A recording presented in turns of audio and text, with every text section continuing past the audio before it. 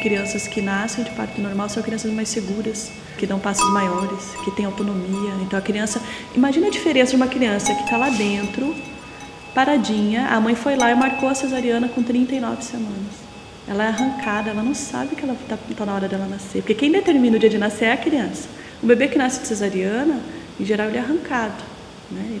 Ele não está preparado para nascer, é como se tirassem ele antes da hora. A fruta não cai do pé enquanto não está madura.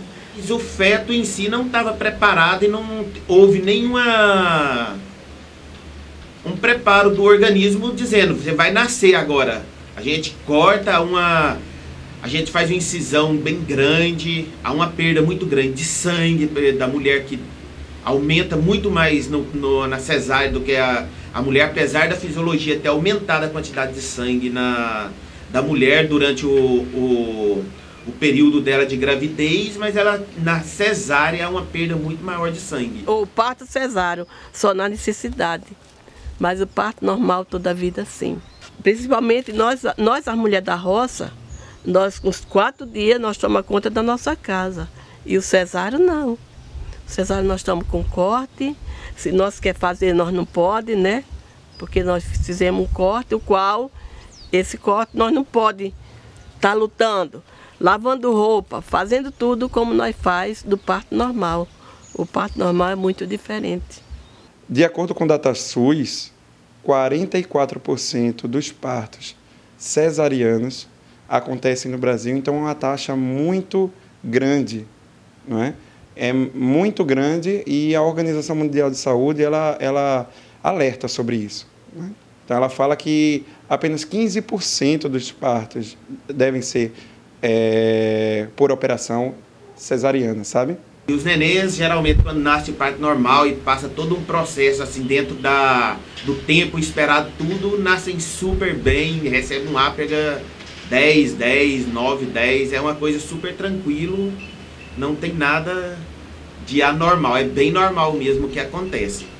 Quando uma mulher ela vem a ter seu filho em casa, fazer essa escolha, ela na verdade ela está escolhendo muito além da parte técnica, né? Ela quer uma liberdade maior, ela quer poder estar próximo da sua família, ela quer valorizar, além da parte física, né, também a parte emocional.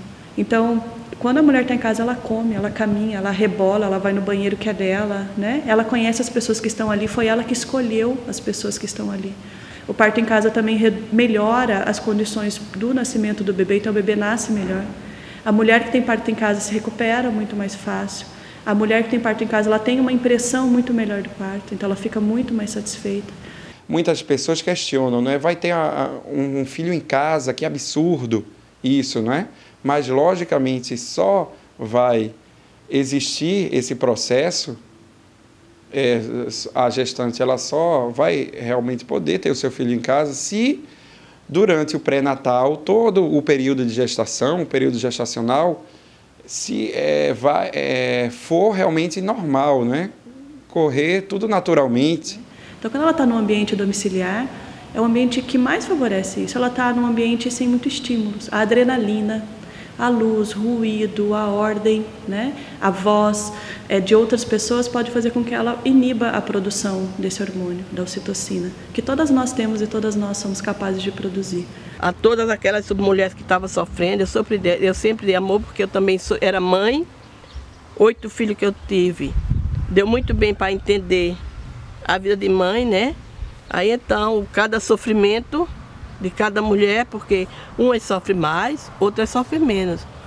Outras têm aquela agonia pensando que aquele menino vai nascer naquela hora, como bem a mulher do primeiro filho.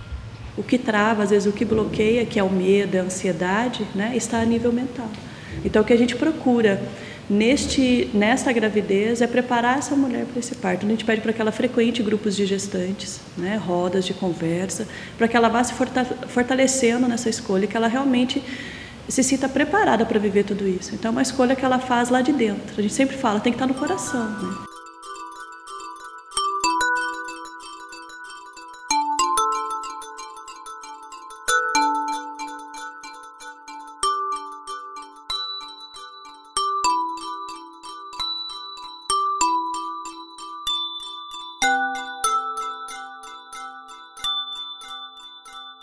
A única coisa que preocupa geralmente o ser humano é a questão da dor e o que anda afastando as mulheres brasileiras de querer ganhar um neném de parto normal. Eu sempre costumo dizer assim, essa é a filha, depois vem a mãe, né? Porque a dor maior que a gente chama é a mãe, é a dor mais forte, que é a cariola que traz o bebê. A gestante, não é? Ela pensa, não, eu vou ter um processo menos doloroso, vai ser rápido, não é?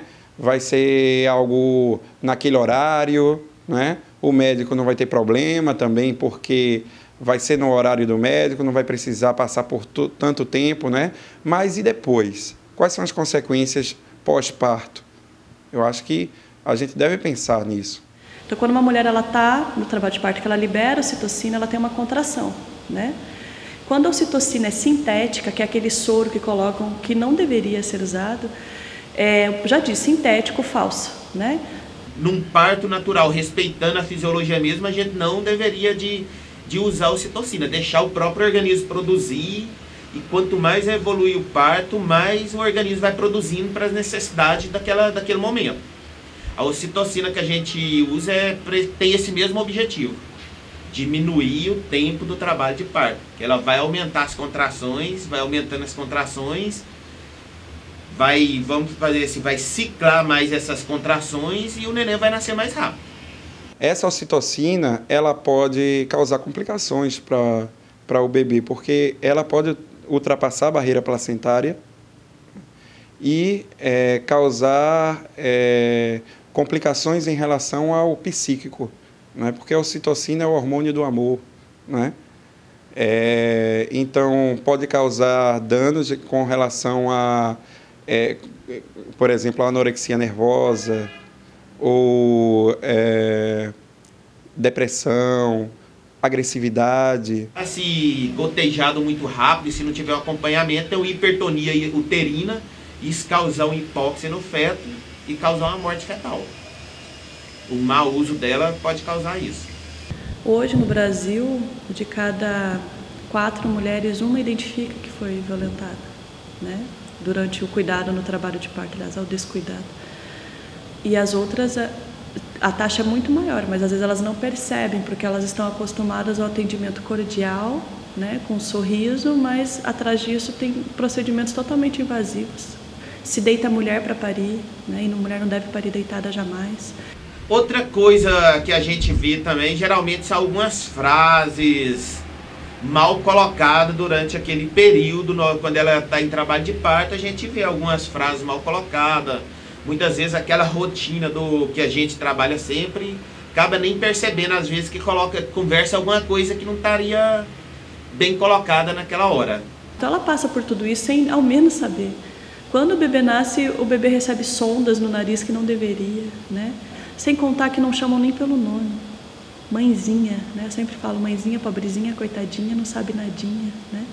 A pessoa lá entra dentro de uma maternidade, de um hospital, ela já é totalmente descaracterizada. Essa tecnologia mecaniza o ser humano. E o ser humano ele esquece realmente que para existir vida, né, o decorrer da vida, não é imprescindível que haja nenhum procedimento operacional, nenhum procedimento externo. Ali ela não pode entrar com a roupa dela, ela não pode ser chamada pelo nome, ela não pode comer. Isso também é violência. E as mulheres, elas não têm medo do parto, elas têm medo do distrato. Eu tive o filho 8h30 da noite, daquele bonito gancho. Elas pegaram o neném, nasceu, foi criança e parto, tudo ao mesmo tempo, né?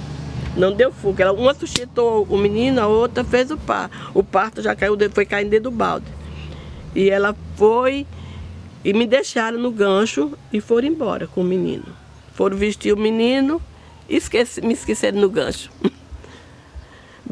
Eu tive 8h30, depois o relógio da matriz bateu 9 horas, eu ainda estava no gancho. Aí bateu 9h40, ou quando deu 9h40, eu olhei para o relógio assim, pelo amor de Deus, aí o relógio só ia bater Aí, felizmente, lá vem elas entrando. Eu estava assim, a perna batia na outra assim, ó. E um frio que eu não sei como foi que eu não tive uma doença triste daquele dia. Porque é claro que dentro de uma instituição se controla o horário, né? Se estabelece que tem que nascer como se fosse um sistema de fábrica, de produção. Então é uma linha de produção, mulher interna, tem tal prazo para parir, né? Tem tanto tempo para o bebê nascer. Então acabam se fazendo intervenções para que acelere o trabalho de parto. Em casa é justamente ao contrário. A gente geralmente tem um grande obstetra que não tem uma formação de respeitar esse período de deixar evoluir um parto normal sem ele colocar muito a mão. Geralmente quando o obstetra coloca a mão nesse intuito de diminuir esse tempo de sofrimento, porque é isso aí que veio o médico obstetra entra nesse papel com um objetivo de diminuir um pouco o sofrimento dessa mãe. A gente precisa operacionalizar a saúde, né? Mas que seja o mínimo, né? Que a gente possa deixar que a vida ela siga seu rumo normal.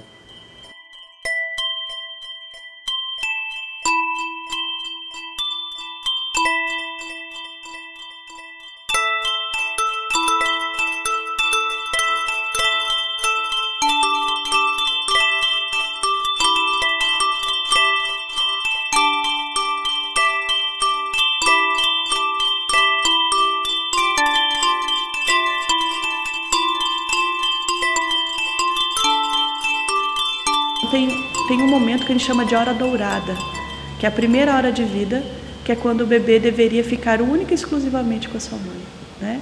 E o que a gente faz nas instituições hospitalares, separa esse bebê da mãe pensando que o procedimento é mais importante, né? E isso até é uma vantagem do parto em casa, a gente não encosta nem pelo menos uma hora. Claro, salva raras exceções, que quando o bebê pode não nascer bem, mas isso realmente é muito difícil de acontecer. Na passagem do feto, né,